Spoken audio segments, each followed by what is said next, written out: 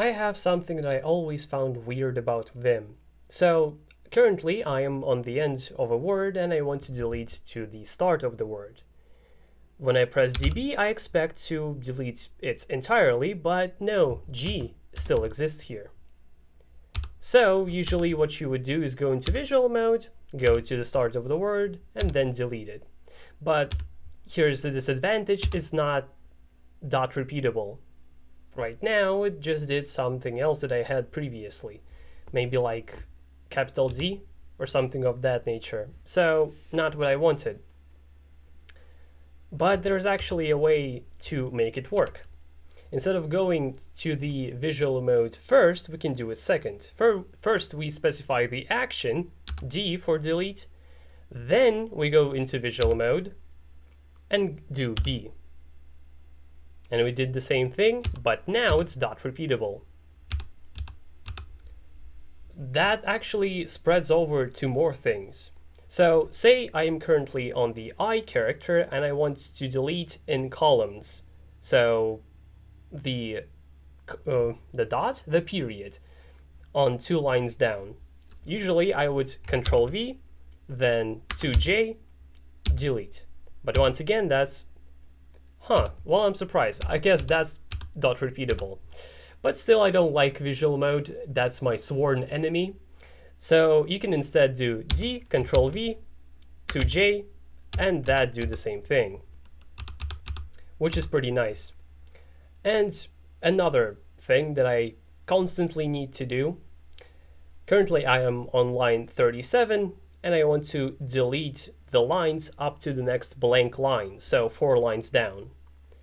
Well, usually I would just do D4J, but here I actually need to specify the specific line number to go down by. Because if I do D curly bracket, the current line that I'm on still stays, which is, once again, obviously not what I'm trying to do, right? Does anyone here actually use it this way? If you do, let me know, because that's interesting. But yeah, you can once again D, capital V, so the last type of visual mode, and then curly bracket, and it does exactly what you imagine it to. The cool thing about Vim is the fact that, first of all, you can put a number before pretty much anything, and it will work how you expect it to, and same thing about this thing. The fact that you can specify the type of visual mode to go by after the action, and sometimes it might bring you dot repeatability. So how did I learn this? Fantastic Cow 7272 on the Vim subreddit taught me this, and if you want to learn more specifically how this works, you just go :HO_V and you'll find yourself here on the doc page that you need to figure out how this works a bit more precisely. Maybe I'm not precise enough to cover all the specifics about how this works, so I recommend reading the docs. But for now, something that I use, or at least the things that came to my mind immediately, are these remaps. First of all, B will always be a visual B. And I guess it's better to show you off how that works visually. Here we are again at the same place, and I do DB, but now it actually works how I want it to work. And it's dot repeatable once again, which is perfect. And then D curly brace works how I want to. You don't have to have these remaps. It's just would be annoying for me to do D capital V and then that, which you can still do, as you can see.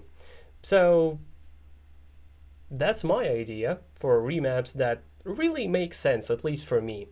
If you have your own remaps that you feel like would benefit from this a lot, leave them in the comments. I would love to see them. But what is this O? The remaps that we're doing are for operator pending mode. And in case you're interested how it works and what it's most useful for, you can watch my video on text objects and how to make them. So if you enjoyed this video, press a like, type some comment, maybe you have a question or suggestion.